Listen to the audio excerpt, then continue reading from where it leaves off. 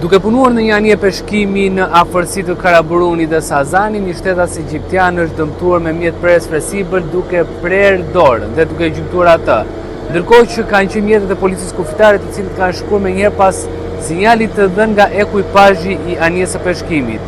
Kanë transportuar shtetasin egjiptian me urgjencë, ndërkohë që autoambulanca e Spitalit Rajonal të Vlorës e ka pritur në molin e portit të Vlorës dhe më pas transportimin e tij drejt Spitalit Rajonal të Vlorës për mjekim më të specializuar. Një marinar me shtetësi nga Egjipti dëmtohet duke punuar në anijen e tij të peshkimit. Mësohet se marinari ka dëmtuar rëndorën duke punuar me mjet prerës fleksibël. Në drejtim të anijes së peshkimit, menjëherë pas marrjes së sinjalit është nisur një mjet i policisë kufitare të Vlorës për ta transportuar të dëmtuarin drejt portit të Vlorës dhe më pas drejt Spitalit Rajonal të qytetit për ndihmë të specializuar mjekësore. Mësohet se anija e peshkimit ishte duke lundruar dhe peshkuar në afërsi të Gadishullit të Karaburunit në Vlorë, kur edhe ndodhi dëmtimi i marinarit, i cili ishte duke punuar me mjet prerës fleksibël në bordin e anijes së peshkimit.